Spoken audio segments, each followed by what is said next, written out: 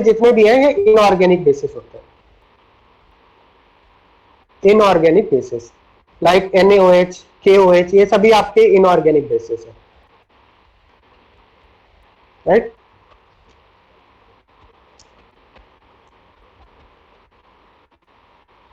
Inorganic basis तो हमने chemical bonding में देखा, ये सभी RNF बेस होता है। हमें जो यहाँ पे ऑर्गेनिक केमिस्ट्री में पढ़ना है बेसिस के बारे में, वो आपके ब्रॉन्स्टेड बेस या फिर लेविस बेस होते हैं। ऑर्गेनिक केमिस्ट्री में जो बेसिस होते हैं, जो ऑर्गेनिक बेसिस होते हैं, ऑर्गेनिक बेसिस कैसे होते हैं आपके, ब्रॉन्स्टेड बेस होते हैं या फिर लेविस बेस होते हैं। That means they are electron rich, उनके पास एक लोन पेयर होगा, उनके पास एक क्या होगा आपका, लोन पेयर होगा। जैसे अगर हम ब्रॉन्स्टेड बेस की बात करें, ब्रॉन्स्टेड बेस का मतलब क्या है, bases are H+ acceptor. Like अगर हम वाटर की बात करें, वाटर का रिएक्शन अगर कराएं HCl से, तो वाटर क्या करेगा, वाटर के पास लोन पेयर इलेक्ट्रॉन है ऑक्सीजन, वाटर के पास ऑक्सीजन है, ऑक्सीजन के पास लोन पेयर इलेक्ट्रॉन है।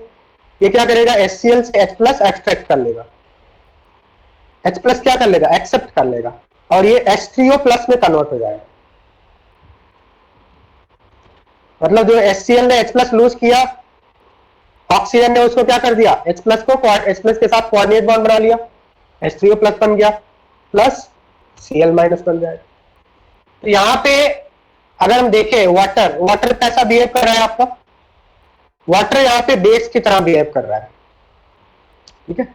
बेस की तरह क्यों बिहेव कर रहा है, क्योंकि वाटर क्या कर रहा है, प्रोटॉन एक्सेप्टर है। यहां पे इसने आपके HCl के प्रोटॉन को क्या किया है, एक्सेप्ट किया है। So it is a proton acceptor, acts as a base. And HCl कैसा बिहेव कर रहा है, HCl यहां पे प्रोटॉन डोनर है, और प्रोटॉन डोनर को क्या बोलते हैं, एसिड बोलते हैं। यहाँ पे HCl एसिड की तरह बिहेव कर रहा है, और आपका वाटर बेस की तरह बिहेव कर रहा है, ठीक है। ब्रॉन्स्टेड बेस क्लियर है। एंड लेविस बेस भी ऐसा ही होता है। लेविस बेस की अगर हम बात करें, ये आपके क्या होते हैं, इलेक्ट्रॉन डोनर होते हैं। जैसे अगर हम अमोनिया का रिएक्शन करें HCl से, अमोनिया का रिएक्शन अगर हम HCl से करें, HCl को हम ऐसा भी लिख सकते हैं, इसका रिएक्शन हम अमोनिया से कर रहे हैं। तो HCl में अगर हम देखें, chlorine is more electronegative than hydrogen. थोड़ा सा अनम्यूट करके बताइए, आप लोग को वायस आ रहा है क्या? हाँ सर। हाँ, बीच में एस और नो कुछ बोलते जाइए, पता चलेगा, ठीक है। सो HCl का अगर हम अमोनिया से रिएक्शन करें, तो HCl एक पोलर मॉलिक्यूल है because of electronegative difference between hydrogen and chlorine. तो इसको हम लोग del- लिख सकते हैं, यहाँ पे del+ लिख सकते हैं। अमोनिया क्या है, अमोनिया के पास लोन पेयर इलेक्ट्रॉन रिच है। इलेक्ट्रॉन रिच क्या करेगा, इलेक्ट्रॉन डेफिशिएंट सेंटर पे अटैक करेगा।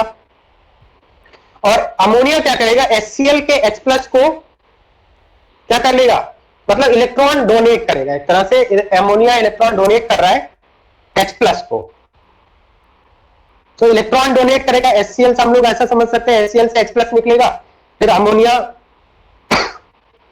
H+ के साथ कोऑर्डिनेट बॉन्ड बना लेगा, और यहां पे क्या बन जाएगा, Cl- प्लस NH4+ का फॉर्मेशन होगा, अमोनियम आयन का फॉर्मेशन। दैट मींस यहां पे अमोनिया किस तरह से बिहेव कर रहा है, can we say that ammonia is behaving like electron pair donor. इसने इलेक्ट्रॉन डोनेट किया इलेक्ट्रॉन डेफिशिएंट हाइड्रोजन को, HCl से H+ निकलेगा, और उस H+ को क्या कर दिया, इलेक्ट्रॉन डोनेट कर दिया, अमोनियम आयन बन गया। तो अमोनिया इलेक्ट्रॉन डोनर है, दैट मींस यहां पे अमोनिया लेविस बेस की तरह बिहेव कर रहा है। बात समझ में आ रहा है? और जो इलेक्ट्रॉन पेयर एक्सेप्टर है, that means H+ is electron pair acceptor, we can say that H+ is electron pair acceptor, electron acceptor. तो हम लोग H+ और HCl को क्या बोल सकते हैं, लेविस एसिड बोल सकते हैं। So Lewis acids are electron pair acceptor, Lewis bases are electron pair donor, right? अब सपोज मान लिया आपको कुछ कंपाउंड्स दिया है, उसमें हमें क्या करना होगा, ये कंपेयर करना होगा कि कौन सा ज्यादा अच्छा बेस है और कौन सा पुअर बेस है। वी हैव टू कंपेयर, ठीक है। तो उसके लिए बेसिक स्ट्रेंथ कंपेयर करने के लिए एक टर्म यूज किया जाता है दैट इज कॉल्ड केबी, उसको हम लोग केबी से डिफाइन करते हैं, बेसिक स्ट्रेंथ।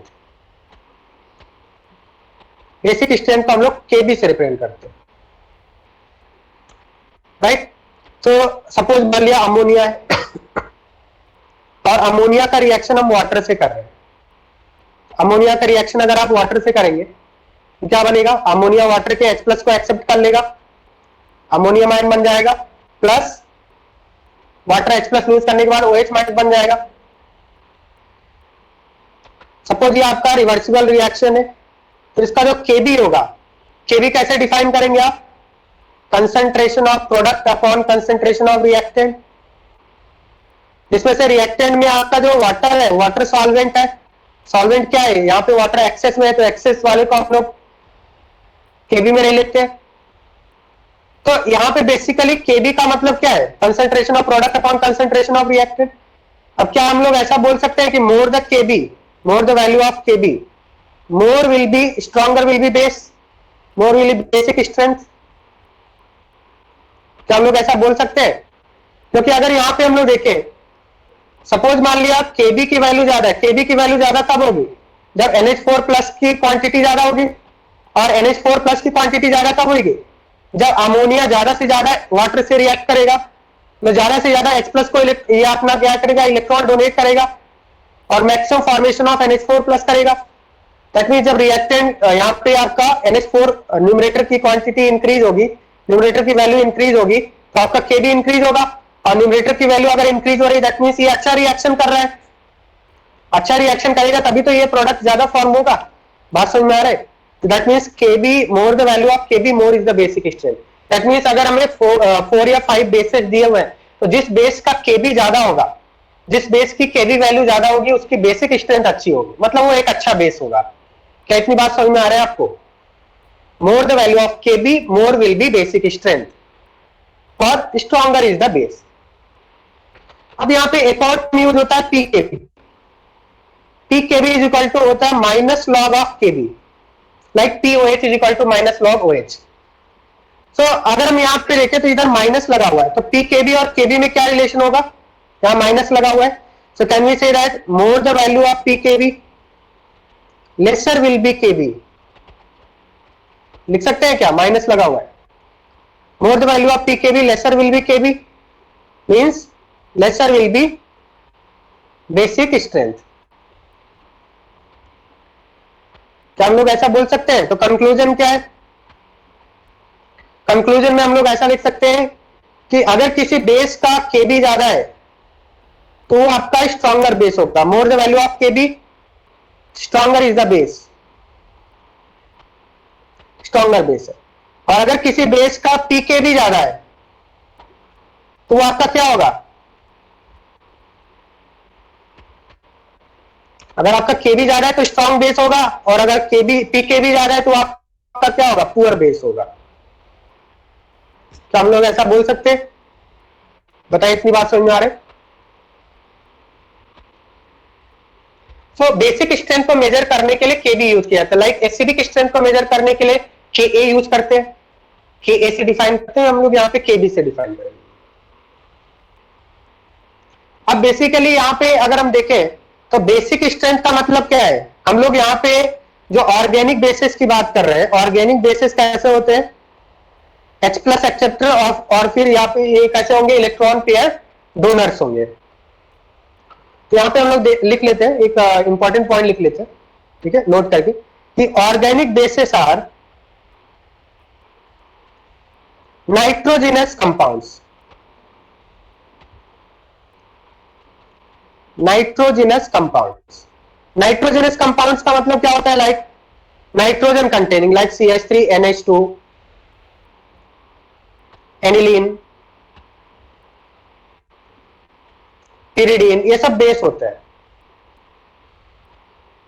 ये सभी बेस है।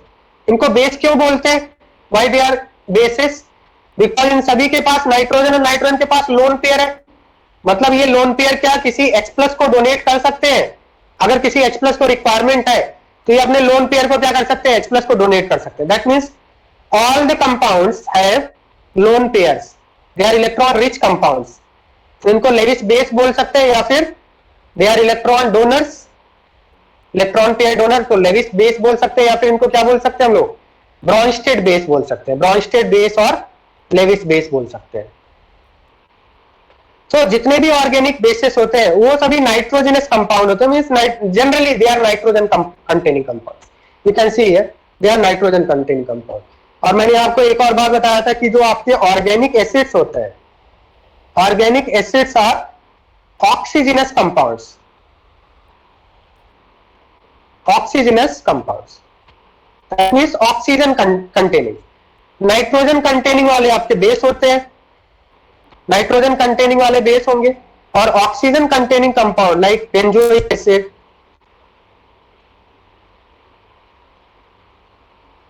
Benzene sulphonic acid, phenol, CH3OH, ये सभी क्या है आपके ऑक्सीजन कंटेनिंग कंपाउंड है। तो ऑक्सीजन कंटेनिंग कंपाउंड कैसे हो जाएंगे आपके, ये आपके क्या होते हैं, ऑर्गेनिक एसिड्स होते हैं। इतनी बात समझ में आ रहा है। तो जनरली हमें आइडेंटिफाई करने का ये तरीका है कि नाइट्रोजन कंटेनिंग वाले आपके बेसिस होंगे, ऑक्सीजन कंटेनिंग वाले आपके एसिड्स होंगे। और ऑर्गेनिक केमिस्ट्री में जो एसिड्स होते हैं, most of the acids are either carboxylic acid, sulphonic, phenol और अल्कोहल। और बेसिस में आपके एमाइंस आते हैं, ठीक है, बेसिस में आपके एरोमेटिक एमाइन आ सकते हैं या फिर एलिफैटिक एमाइन आ सकते हैं। इतनी बात समझ में आ रही है आपको। इस तरह के बेसिस की बात हम लोग करने वाले हैं। अब जैसा मैंने आपको बताया कि बेस का डेफिनेशन क्या है, इलेक्ट्रॉन पेयर डोनर। अब जो जितना अच्छा इलेक्ट्रॉन पेयर डोनर होगा उतना अच्छा बेस होगा। बात समझ में आ रहा है, जो अच्छा डोनर होगा वो अच्छा बेस होगा, इलेक्ट्रॉन पेयर डोनर, राइट। तो हम लोग यहां पे एक इंपॉर्टेंट बात लिख लेते हैं। बेसिक स्ट्रेंथ का मतलब ये होता है, हम लोग ऐसा बोल सकते हैं, more the electron donating capability, more the electron donating capability, more is the basic strength। Basic strength compare करने का ये तरीका मैं बता रहा हूं आपको। More the electron donating capability, more is the basic strength. मतलब जब इसके पास, जैसे ये आपका एक बेस है, जब इसके पास H+ आए तो जल्दी से H+ को डोनेट कर देगा। जो ज्यादा इजीली H+ को डोनेट कर देगा अपना इलेक्ट्रॉन, उतना ही अच्छा बेस माना जाएगा। बात समझ में आ रहा है, मतलब इलेक्ट्रॉन डोनेट करना है, जो अच्छा डोनर होगा वो अच्छा बेस होगा। More the electron donating capability, more is the basic strength. और इलेक्ट्रॉन डोनेटिंग कैपेबिलिटी ज्यादा कब होगा, जब इलेक्ट्रॉन डेंसिटी ज्यादा होगा। More the electron density, more the electron density, more will basic strength. हम लोग ऐसा बोल सकते हैं, बेसिक स्ट्रेंथ को केबी से रिप्रेजेंट करेंगे। तो फर्स्ट तरीका है बेसिक स्ट्रेंथ का, इलेक्ट्रॉन डोनेटिंग कैपेबिलिटी अच्छी होनी चाहिए। सेकेंड, इलेक्ट्रॉन डेंसिटी अच्छा होना चाहिए। अब यहां पे हम लोग ऐसा बोल सकते हैं कि Kb is directly proportional to electron releasing group, inversely proportional to electron withdrawing group.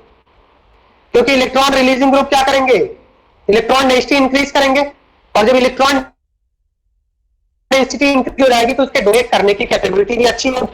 ये बात समझ में आ रहा है आपको। और electron withdrawing group basic strength को कम कर देंगे। क्या इतनी बात समझ में आ रहा है आपको। अगर कोई इलेक्ट्रॉन रिलीजिंग ग्रुप लगा हुआ है तो वो क्या करेगा, बेसिक स्ट्रेंथ को इंक्रीज करेगा। क्योंकि इलेक्ट्रॉन रिलीजिंग ग्रुप क्या करते हैं, electron releasing group electron supply करेंगे और इलेक्ट्रॉन डेंसिटी को इंक्रीज करेंगे। और जितनी ज्यादा इलेक्ट्रॉन डेंसिटी होगी उतना ही अच्छी कैपेसिटी होगी इलेक्ट्रॉन डोनेट करने की। एसिडिक स्ट्रेंथ में क्या होता था, इसका जस्ट रिवर्स होता था। अगर आपने यहां पे देखा होगा, एसिडिक स्ट्रेंथ क्या होता था, K is directly proportional to electron withdrawing group, inversely proportional to electron releasing group. तो एसिडिक स्ट्रेंथ में इसका जस्ट था। बात समझ में आ रहा है आपको। अच्छा एसिड वो होता है जिसमें पावरफुल इलेक्ट्रॉन विड्रॉइंग ग्रुप लगाओ। और अच्छा बेस कौन होता है, बेस अच्छा कौन होगा, जिसमें इलेक्ट्रॉन रिलीजिंग ग्रुप लगे हो। इतनी बात समझ में आ रहा है। बताइए स्क्रीन में कोई लाइक वगैरह तो नहीं है।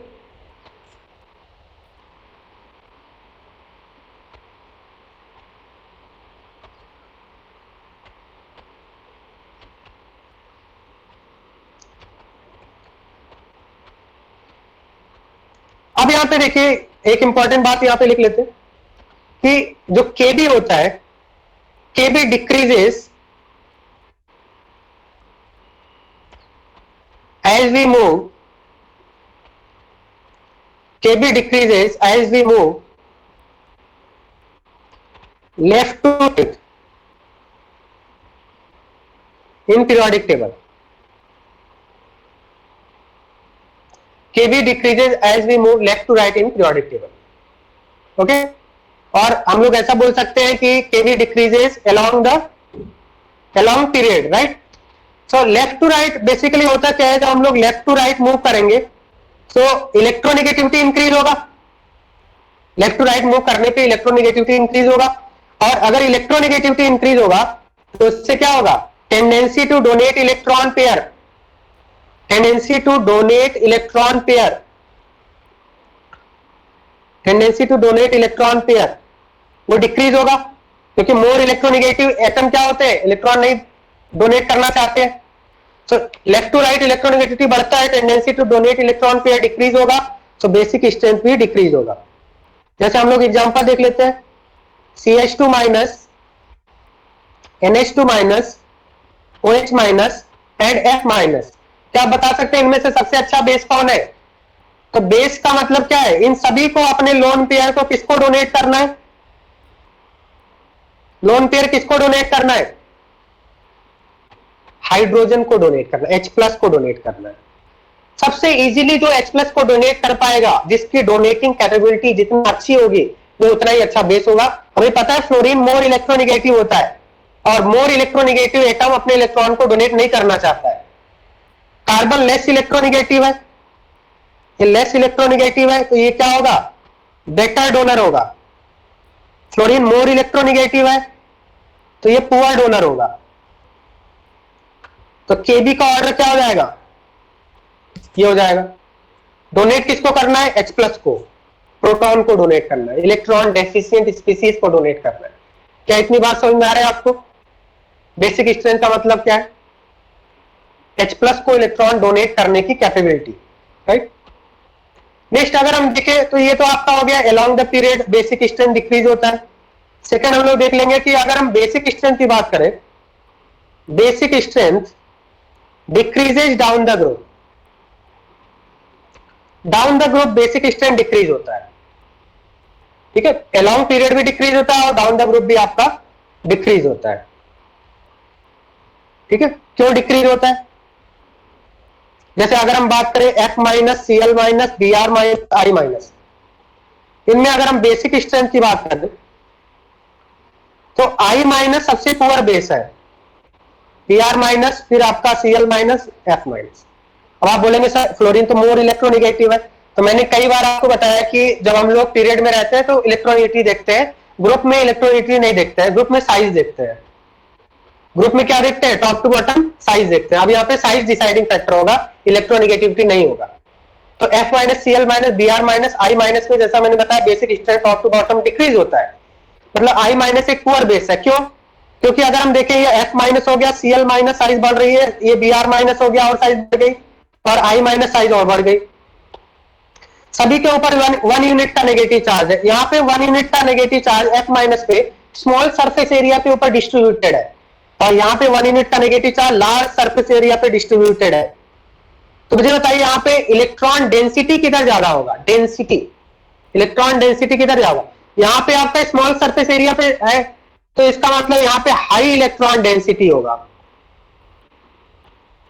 और यहाँ पे 1 यूनिट का negative charge large surface area पे डिस्ट्रीब्यूट हो गया, तो यहाँ पे क्या हो जाएगा, लो इलेक्ट्रॉन डेंसिटी हो जाएगा.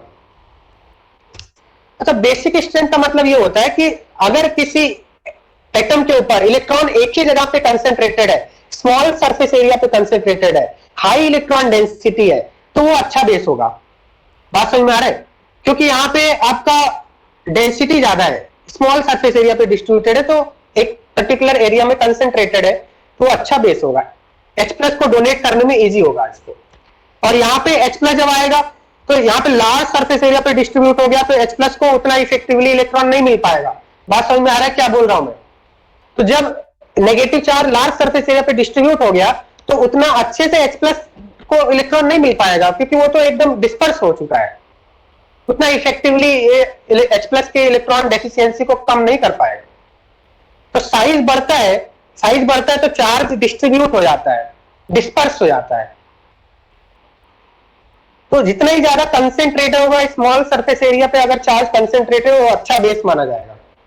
तो F- की साइज स्मॉल है, यहां पे साइज वाला फैक्टर आया।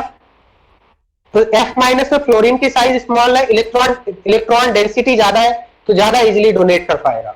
I- की साइज बड़ी हो गई तो इलेक्ट्रॉन डोनेट करने में प्रॉब्लम होगा उसको, क्योंकि ये डिस्पर्स हो चुका है। क्या ये बात समझ में आ रहा है आपको? यहाँ पे साइज वाला फैक्टर है।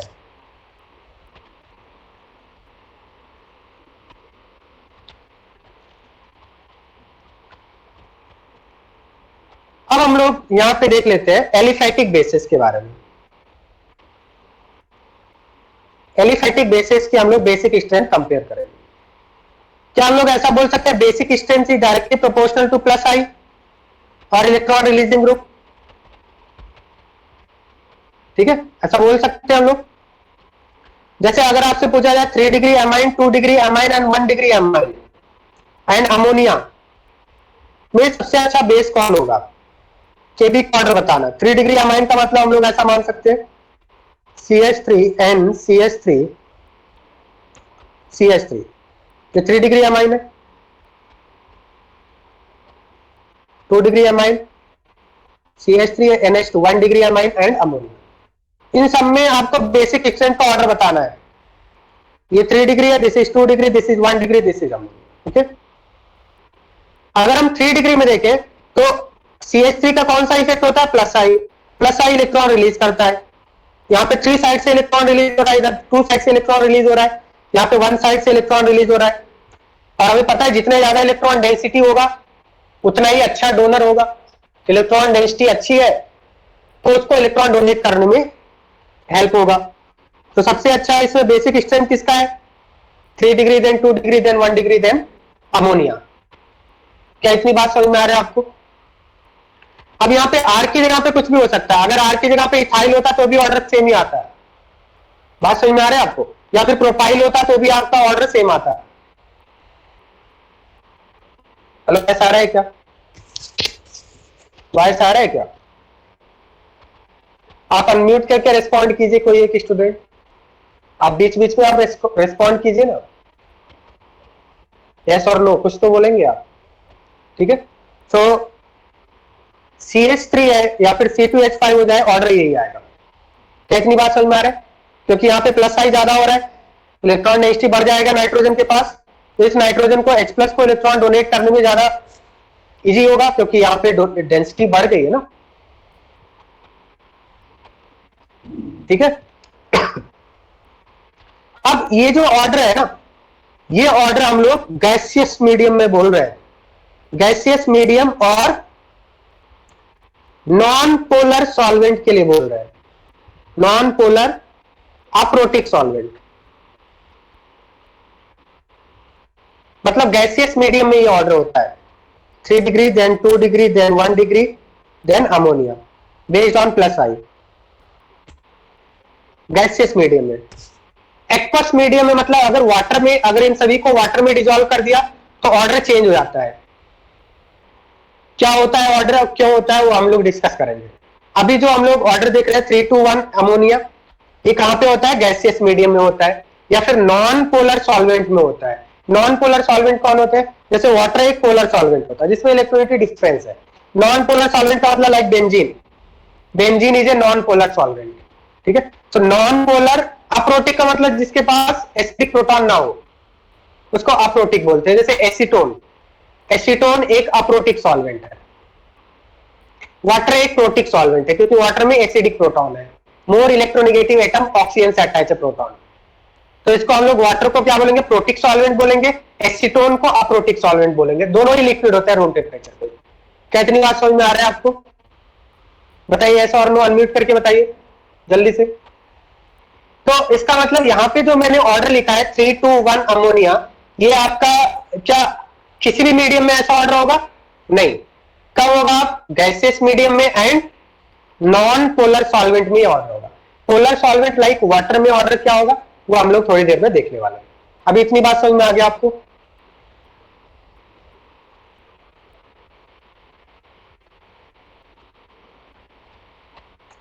बताइए, यस और नो करके बताइए कुछ।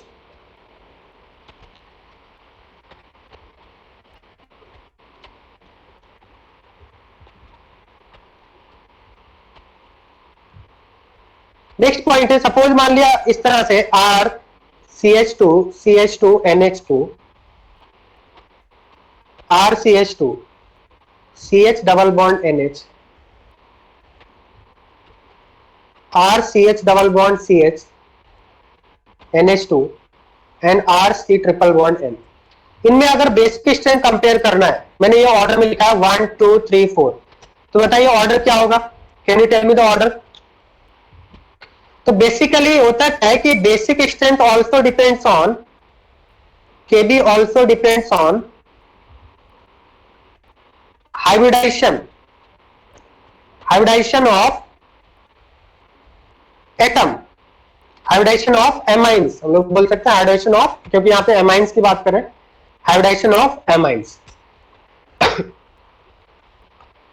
जैसे यहां पे अगर हम देखें तो यहां पे नाइट्रोजन का हाइब्रिडाइजेशन क्या है?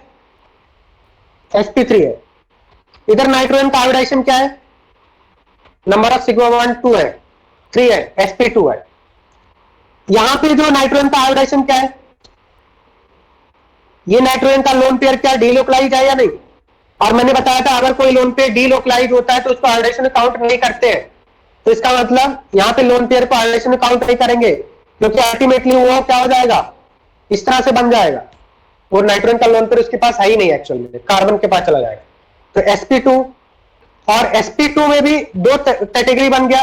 यहां पे जो sp2 है, sp2 डीलोकलाइज बोल सकते हैं हम लोग, sp2 डीलोकलाइज। और यहां पे जो sp2 है वो कैसा है? लोकलाइज्ड है। लोकलाइज का मतलब एक ही जगह पे अगर फिक्स है, मतलब जो आपका डिस्पर्स नहीं हो रहा है, जो रेजोनेंस में पार्टिसिपेट नहीं कर रहा है, उसको लोकलाइज बोलते हैं।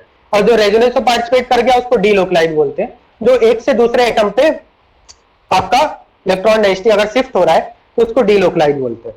और यहां पे नाइट्रोजन का हाइब्रिडेशन क्या है? 1 lone pair and 1 sigma bond, sp hybridisation. क्या इतनी बात समझ में आती है आपको? अब इसमें आप बता सकते हैं कि सबसे अच्छा बेस कौन सा होगा और सबसे पुअर बेस कौन सा होगा?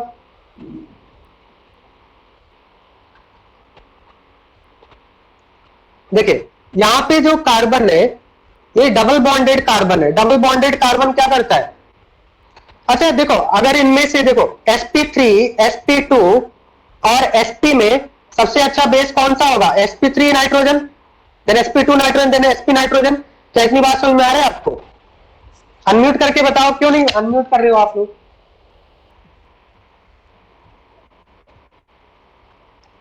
अरे अनम्यूट करके बताओ, क्या दिक्कत है?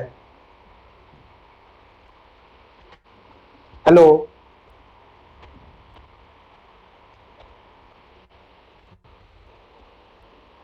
क्या प्रॉब्लम है? अनम्यूट करके क्यों नहीं बता रहे आप?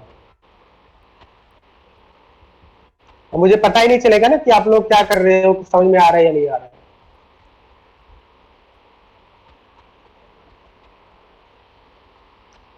हेलो स्टूडेंट्स, समझा सर। अनम्यूट करके बताना है ना, अनम्यूट करके बताओगे तभी समझ में आएगा ना। ठीक है, तो इसमें हमें क्या करना है? बेसिक स्ट्रेंथ कंपेयर करना है। तो basically sp3 sp2 and sp में अगर हम देखें तो sp3 आयोडाइन नाइट्रोजन ज्यादा अच्छा बेस होता है देन sp2 देन sp। इसका रीजन ये है कि sp3 आयोडाइन जो नाइट्रोजन होता है वो जो कार्बन से अटैच है वो आपका इलेक्ट्रॉन रिलीजिंग होता है। यहाँ पे जो कार्बन है वो electron releasing, sp3 carbon electron releasing होता है। और डबल बॉन्डेड कार्बन कैसा होता है? विड्रॉइंग होता है। और ट्रिपली बॉन्डेड कार्बन और ज्यादा विड्रॉइंग होता है। मतलब यहाँ पे जो अटैच्ड कार्बन है ना, कार्बन क्या करेगा? इलेक्ट्रॉन डोनेट करेगा। मतलब ये sp कार्बन है तो इलेक्ट्रॉन विड्रॉ करेगा, और sp कार्बन और ज्यादा, ट्रिपली बॉन्डेड कार्बन और ज्यादा इलेक्ट्रॉन विड्रॉ करेगा, और यहाँ पे रिलीज कर रहा है। तो मैक्सिमम इलेक्ट्रॉन डेंसिटी किधर होगा? इसमें इलेक्ट्रॉन डेंसिटी बढ़ेगा क्योंकि इलेक्ट्रॉन रिलीज हो रहा है, प्लस आई हो रहा है। और इसमें इस कार्बन की वजह से, अभी ये sp2 एल्डाइड है तो कार्बन भी तो sp2 एल्डाइड है, तो इस कार्बन की वजह से डबली बॉन्डेड कार्बन करता है, ट्रिपली बॉन्डेड कार्बन और भी ज्यादा इलेक्ट्रॉन विड्रॉ करता है। तो सबसे ज्यादा इलेक्ट्रॉन रिच नाइट्रोजन कौन सा होगा? sp3 then sp2 then sp। इतनी बात समझ में आ रहा है आपको? ठीक है, सबसे ज्यादा इलेक्ट्रॉन रिच कौन सा होगा? sp3। अरे बोलते क्यों नहीं हो तुम लोग? यहाँ पे प्लस आई हो रहा है, यहाँ पे माइनस आई हो रहा है, और यहाँ पे माइनस आई और भी ज्यादा हो रहा है कार्बन की वजह से, ट्रिपल बॉन्डेड कार्बन विड्रॉ करें। अब अगर हम यहाँ पे बात करें बिटवीन sp2 डीलोकलाइड एंड sp2 डीलोकलाइड, तो मैंने अभी बताया था अगर इलेक्ट्रॉन एक ही एटम के ऊपर कंसेंट्रेटेड है तो वो अच्छा बेस होता है। यहां पे अगर हम देखें तो क्या ये लोन पेयर अच्छा ये इतना इजीली डोनेट कर पाएगा H प्लस को? यहां पे एक्चुअल में क्या हो रहा है कि ये डीलोकलाइज हो रहा है, मतलब 50% ही डेंसिटी इसके पास है, 50% डेंसिटी तो कार्बन के पास है, और यहाँ पे लोकलाइज है, लोकलाइज का मतलब 100% डेंसिटी इसके पास है। तो अगर कोई नाइट्रोजन का लोन पेयर लोकलाइज है और एक डीलोकलाइज है तो इसमें से अच्छा बेस कौन सा होगा? कौन सा अच्छा बेस होगा? लोकलाइज वाला अच्छा बेस होगा। मतलब रेजोनेंस में नाइट्रोजन का लोन पेयर रेजोनेंस में नहीं आना चाहिए। अगर रेजोनेंस में आ गया, अगर डीलोकलाइजेशन हो गया, डीलोकलाइजेशन होने से डेंसिटी कम हो जाती है तो बेसिक स्ट्रेंथ कम हो जाएगी। कितनी बात समझ में आ रहा है आपको? तो ओवरऑल ऑर्डर क्या हो जाएगा? केबी का ऑर्डर क्या हो जाएगा? सबसे पहले तो आपका आ जाएगा sp3 नाइट्रोजन, देन उसके बाद आपका sp2 delocalised, sp2 localised, sp2 delocalised, and last में आपका sp आएगा, sp नाइट्रोजन। क्या इतनी बात समझ में आ रहा है सभी को?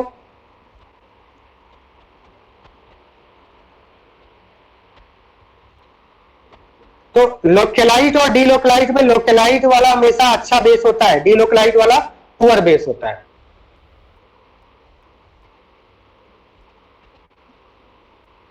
sp2 डीलोकलाइट लास्ट में क्यों आना चाहिए? लास्ट में क्यों आना चाहिए? अनम्यूट करके बताइए।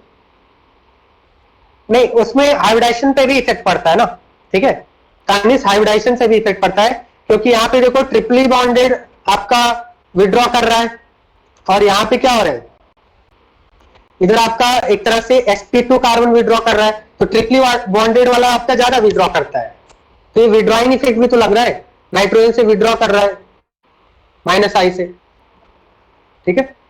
इसलिए मैंने आपको ये बोला कि sp3 then sp2 then sp आपका मिनिमम होगा। बात समझ में आ गया? हाइब्रिडाइजेशन का भी इफेक्ट होता है, क्योंकि आप साइड वाले कार्बन को देखो ना, साइड वाला कार्बन विड्रॉ करेगा, तो ओवरऑल ऑर्डर ये आता है आपका।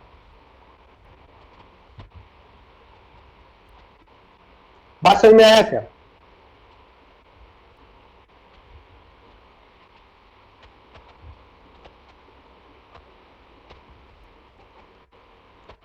अब जैसे मान ले सपोज इस तरह से हम लोग करते CH3 CH2 CH2 NH2 CH2 double bond CH CH2 NH2 and SC triple bond C CH2 NH2। इनमें आपको बेसिक स्ट्रेंथ का ऑर्डर बताना है, केबी का ऑर्डर बताना है। केबी का ऑर्डर क्या होगा? केबी का ऑर्डर क्या होगा?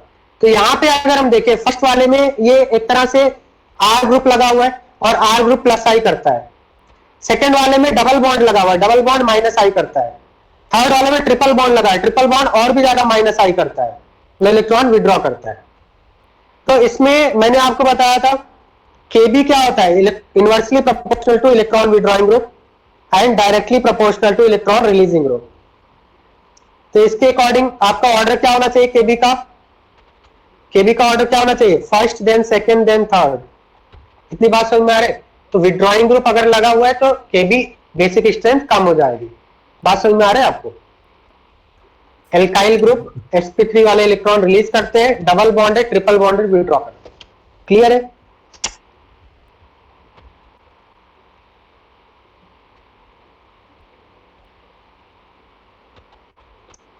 अब बेसिक स्ट्रेंथ एक और बात पे आपका डिपेंड करता है, Kb also depends on steric crowding, KB also depends on steric crowding, and KB is inversely proportional to steric crowding. KB is inversely proportional to steric crowding. जैसे अगर हम बात करें, एक एग्जांपल लेते हैं यहां पे,